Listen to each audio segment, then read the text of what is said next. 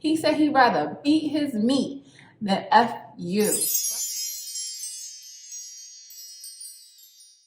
Hey guys, welcome to our channel. If you are new, if you are not new, welcome back, Sugar and Spice gang. If you don't know who we are, my name is Suga and this is Spice. Today we will be doing a Sugar and Spice advice. And this advice has to do with a letter that was written by a woman who is having a bit of trouble in her marriage. So let's just read the letter and then we'll get into it. I've been married for 2 weeks. Been together almost 7 years. And whenever my husband gets mad, he resorts to personal attacks or insulting my family. We went to counseling and things were going well. But now we're back to square one. He hasn't spoken to me in 2 days, and he sent me an extremely long text message this morning, completely ripping me apart. Also bringing up things people said about me in college. He even ended with, I'd rather beat my... to get a... than to have you touch me. I'm drained and exhausted. At this point, I want out of my marriage. Whoa. Oh, hell no. I mean, So much wrong. there's a lot going on here. I mean, obviously the guy is in the wrong, but we also have to take into account that we're only hearing one side of the situation. And I'm sure when the arguments happen, it's not just him saying a whole bunch of stuff and she's just quiet. So Even if it is, sis, you say y'all been together 7 years?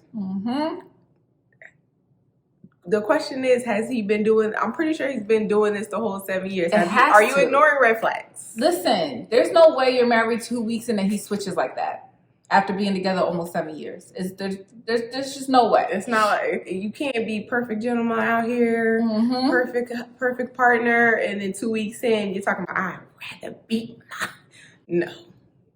That's a lot. You know, the reason why I just want to say, like, I want to make it clear that this is, we're not getting the full story. So everything that we are going to be addressing is just based on what she's telling us. So, That's you know, it. from what she tells us is what we can make our Right. analysis from. We can't do anything Hypotheticals, right. you know, we can't, you know, none of that. So first off, obviously she's been ignoring red flags, which is one of the things that I feel like a lot of women do. Why would you choose to continue to stay with a person who, when you guys fight, it gets to a strong, serious, you know, vulgar, low level? You know, that's insane to me. There's a such thing as fighting fair. There's no reason it should get that low. There should still be a certain level of respect. Even if you're fighting with someone, that you care about, there's just certain things that should not be said. Exactly. And it should not go there. I agree. Also, a thing a lot of people do is, yeah, he's been being this way for 7 years, but when we get married, magically, everything's gonna change. No, That's true. He said when we get married, when we cross that threshold, he's gonna be different. I'm his wife now. It's different. No, it's not. It's really not. The dating is the practice. Exactly. And marriage only, you know, multiplies the amount of pressure and, you know, anxiety and stress on a relationship. So it's not, it's just intense. It intensifies everything. Whatever so, your relationship is now, after marriage, magnify it times dating, 5. Dating is the easy part. Like, you know, the boyfriend girlfriend stage is the easy part. It's the fun part. So if that's toxic, then you already know the marriage finna be toxic. Oh, child. he don't like you. Also, just throwing that out there. Yeah, because I can't see myself. Even in whatever relationships, friendships I've been in, it's never that low. That's crazy. Like to every time that's your go-to to talk about my family, to talk about, that's why people were saying this, that, and the third. That's why you to go that low every time. That's another thing though, that you just said it. he insults your family. Why would somebody marry somebody knowing that they have a problem with their family? Like, obviously, when you get married, your family comes together. Now, your family is his family and vice versa. So why would he knowingly marry her knowing that he has issues with the family? Right. And, also to play devil's advocate, how do we know that the family, I don't know if this happened, but let's say he cheated, right? Let's say he cheated. She opened up to her family about him cheating, and now the family gives him a hard time going forward. You forgave him, but your family didn't. So now he don't like your family.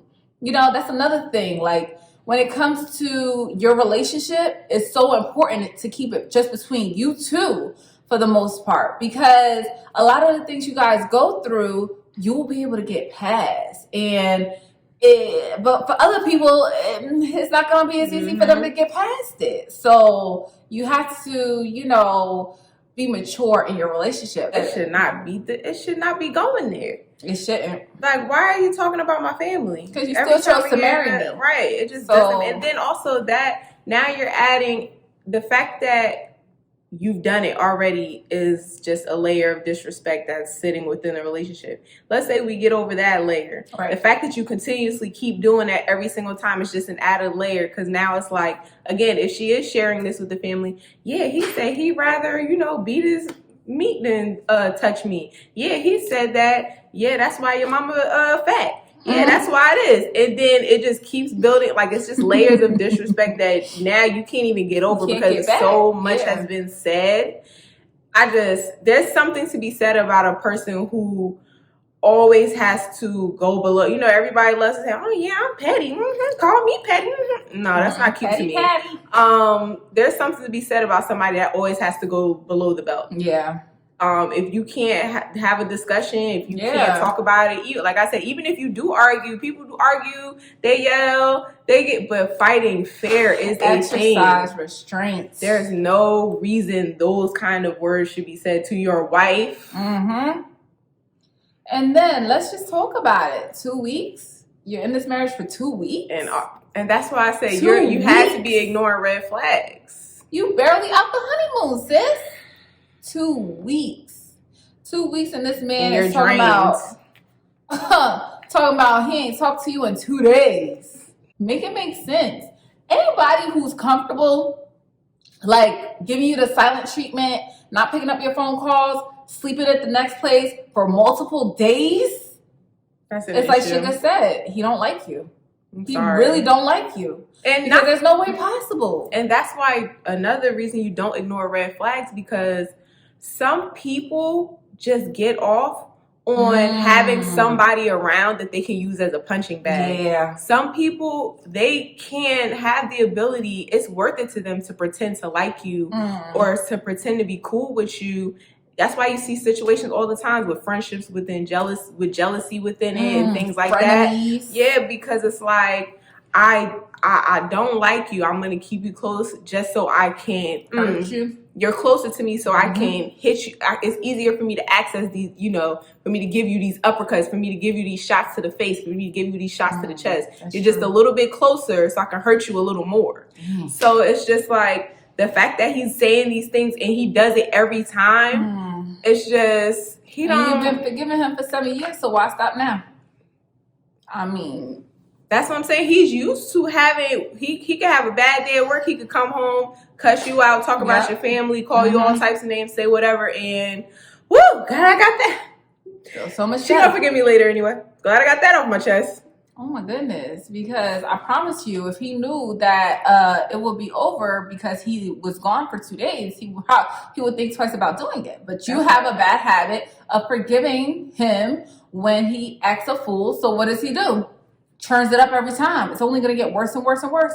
He's going to keep pushing that bar to see how far he could go. And making you feel like crap makes him feel good. People always have that misconception that love means like you have to suffer, has to be this struggle of. Heck no. Like, just 2 weeks into marriage? That's not, love is not, the more I'm hurting, the more I suffer, the more terrible things we go through. That's how much we love each other. That's not what that means.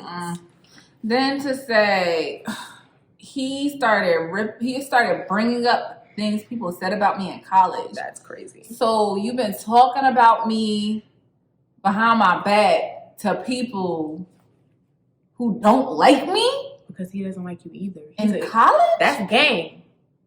He's in cahoots. He doesn't like you. Oh, child, that's too much. But why you marrying her? Like, you don't really like her for real. You don't like her family. But then you're gonna marry her and possibly build a family with her? I feel like it's some kind of sick, twisted relationship where it's like, Oh I feel like goodness. she's too good for me, so I resent her for it. And now me being able to hold this stuff over her head and attack her and make her feel less than makes me feel more powerful. Yeah. So now I feel like we're on an equal level. We're on an equal playing field now. Yeah, she's he wants to bring her down a couple notches. So he probably has a lot of insecurities, like you said, and he doesn't feel like he's meeting up to the standards where he needs to be the man that she needs him to be. So instead, he tries to bring her down. Because I've had, not a situation like that in a relationship, but in a friendship where it's like, you realize this friend of yours is always saying something negative, or she always feels like when somebody gives you a compliment, she got to throw a little shade in there. Somebody says your hair look nice. Well, it's not that cute. Oh, well, it's not. And you like, what's with all the shade? Like, why do you always feel like you got to take it down a notch? You always got to try to dull my shine a little bit. Yeah. It's a jealousy there. Yeah.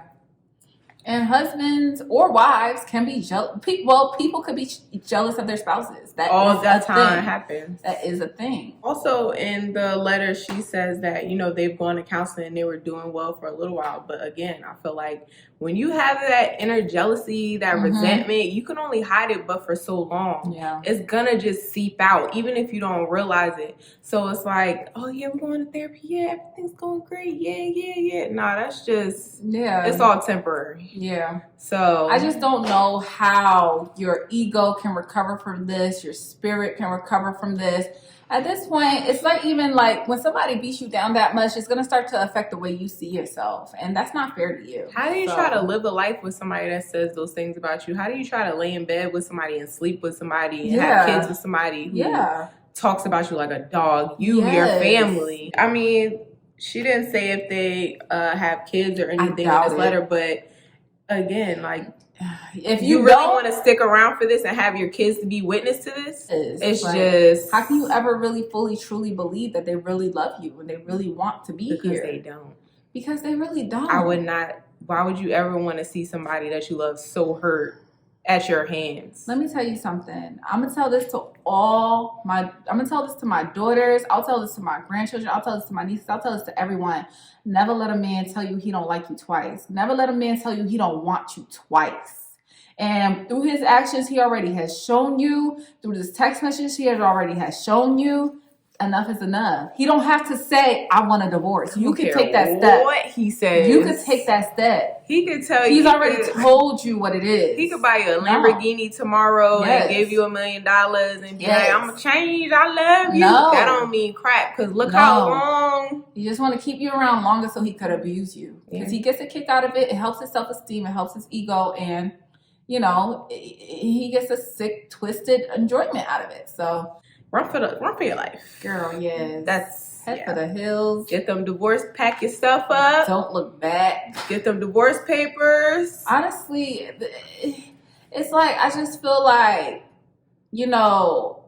it's just it's written in stone at this point, because there's no turning back. He left you for days. He brought up people talking bad about you in college. He insults your family. He said he'd rather beat his meat than F you. That's what I'm saying. He keeps adding layers to the point of no return. There's no return. Like, there is no point of return here. So thank you guys for watching this Sugar and Spice Advice.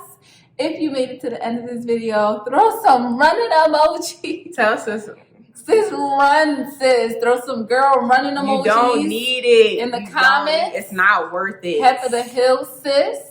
And thank you guys for watching. Don't forget to follow us at Sugas Advice 88 on Instagram, Twitter, Facebook, and TikTok. And also don't forget to subscribe to our channel, hit that notification bell so that you can know when we drop a new video. Also when we go live on Sundays. So hit that notification bell.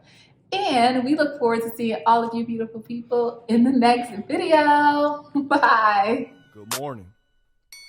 Good energy. Today we gonna spread Good energy.